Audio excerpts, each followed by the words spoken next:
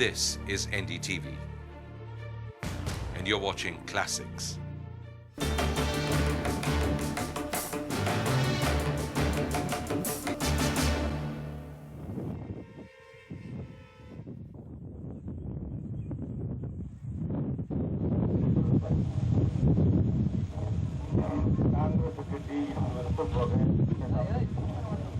ஜெயலலிதாவும் கருணாநிதியும் மாறி மாறி தமிழ்நாட்டில் முதலமைச்சராகவே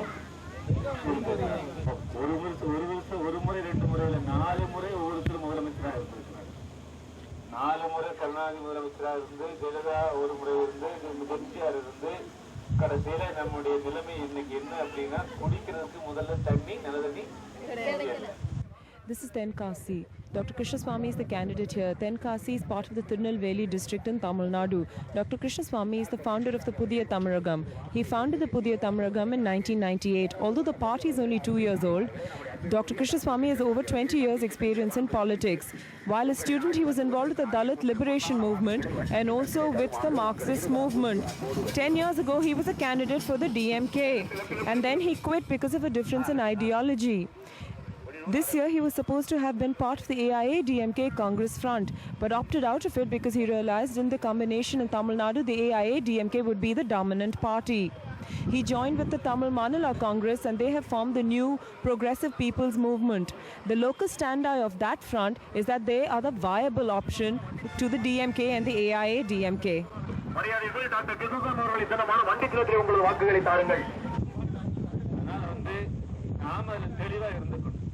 நம்ம இன்னைக்கு தலைக்கு எண்ணெய் இல்லாம, காலுக்கு செருப்பு இல்லாம, ஒரு வருஷத்துக்கு 2 வேட்டி சேரை கூட எடுத்துறது கட்டுறதுக்கு தகுதி இல்லாம இருக்கிறது அப்படின்னா அது காரணம் வந்து கருணாநிதியும் வண்டிச்சின்னத்திற்கு வாக்கு கேட்டு புதிய தமிழகத்துடைய நிறுவனர் டாக்டர் கிருஷ்ணசாமி அவர்கள் வருகை தந்து கொண்டிருக்கிறார்கள்.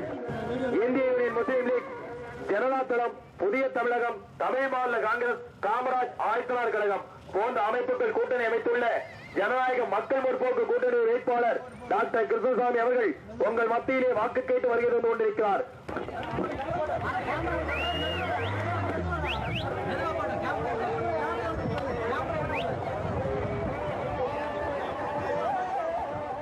கடந்த முறை இதே தொகுதியில் இதே சின்னத்தில் போட்டியிட்ட பொழுது நீங்கள் எல்லாம் உங்களுடைய பெருவாரியான வாக்குகளை அள்ளிக் கொடுத்து தமிழ்நாட்டிலே புதிய தமிழகம் கட்சிக்கு ஒரு அரசியல் செல்வாக்கை ஏற்படுத்தி கொடுத்தீர்கள். இப்பொழுது நாம் ஒரே வருடத்திலே ஒரு அணியை உருவாக்கி இருக்கிறோம். எதற்கு என்றால் கடந்த தொடர்ச்சியாக 32 வருஷத்தில் திமுகவும் அதிமுகவுக்கும் நாம் எல்லாம் சேர்ந்து வாக்களித்து அவர்களை பதவியில் அமர்த்தினோம். பதவிக்கு சென்றவர்கள் தாழ்த்தப்பட்ட மக்கள், பின்தங்கிய மக்கள், ஏழை மக்கள், சிறுபான்மை மக்களை பற்றி சிந்திக்கவே இல்லை. கருணாநிதியும் ஜெயலலிதாவும் அவருடைய சொந்த நலன்களை பற்றி தான் சிந்தித்தார்கள் தவிர, அவர்கள் குடும்பங்களை பற்றி தான் சிந்தித்தார்கள் தவிர ஏழை எளிய தாழ்த்தப்பட்ட மக்கள், பின்தங்கிய மக்களுடைய குடும்பங்களை பற்றி சிந்திக்கவே இல்லை. நாம் வாழக்கூடிய கிராமங்களுக்கு தண்ணீர், நல்ல தண்ணீர் கூட கொடுக்கல. போக்குவரத்து வசதி கிடையாது. நம்முடைய மக்களுக்கு வீட்டு வசதிகள் செய்து கொடுக்கப்படல, வீடுகள் கொடுக்கப்படல. நமக்கு ஒரு உத்தரவாதமான வேலை வாய்ப்புகள் இல்லை. நம்முடைய பிள்ளைகளுக்கு BA MA படித்து விட்டு வேலை இல்லாமல் தத்தெடுத்துக் கொண்டிருக்கிறார்கள். நமக்கு வாழ்க்கை என்பதே ஒரு உத்தரவாதம் இல்லாத அளவுக்கு இருக்கிறது.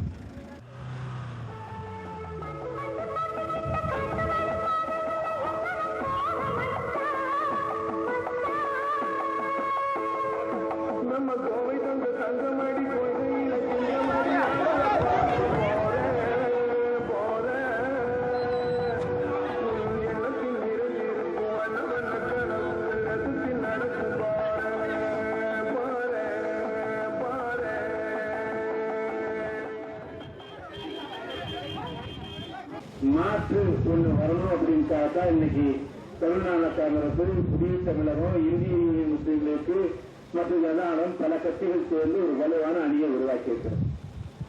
இந்த அணி வெற்றி பெறுவதற்கு நம்முடைய தாய்மார்களும், பெரியவர்களும், சகோதரர்களும் வண்டிச்சின்னத்தில் முத்திரையிட்டு வெற்றியை செய்யுங்கள்.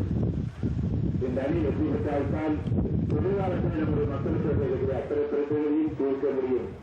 பிறகு பள்ளிக்கூடத்திற்கு முக்கியத்துவம் கேட்டுக்கொண்டு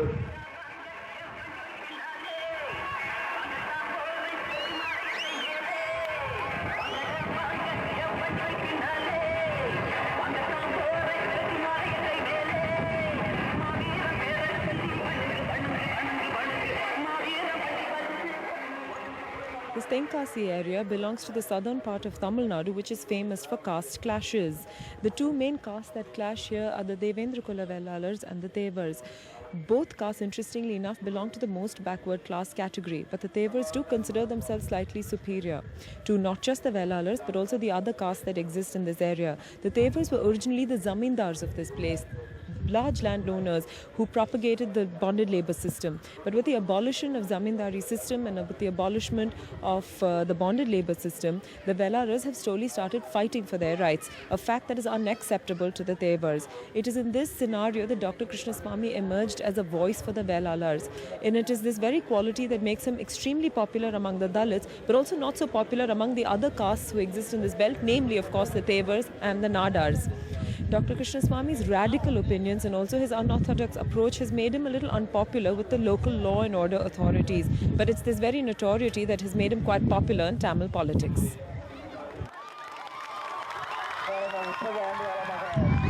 ஐயாயிரத்துக்கு மேற்பட்ட மாஞ்சோலை தோட்ட தொழிலாளர்கள் வந்து ஒரு பல வருஷமா கொத்தடிமையா நடத்தப்படுறாங்க. காலை 6 மணியில இருந்து இரவு 8 மணி வரை 9 மணி வரை பெண்கள் உட்பட காட்டுக்குள்ள வேலை செய்ய வேண்டியிருக்குது. கரடி சிங்கம்புலியோட அப்படி கஷ்டப்படுறதுக்கு 40 ரூபா கூலி 50 ரூபா கூலி தான் கொடுக்குறாங்க. கூலி கூட்டி கொடுங்க. காலையில 6 மணிக்கு போற பெண்ணு வந்து நான் இரவு 8 மணிக்கு வர்ற போது கை குழந்தை வச்சுக்கிற தாய் வந்து இந்த குழந்தைக்கு இப்படி பார்த்து அதுக்கு ஒரு 1/2 மணி நேரம் 1 மணி நேரம் கொடுங்க. வீடு 100 வருஷத்துக்கு முதல்ல கட்டின வீடு, அந்த வீடெல்லாம் உடுகுது, காத்துல போகுது, மழையில வந்து நனையுது, அந்த வீடை மாத்தி கொடு.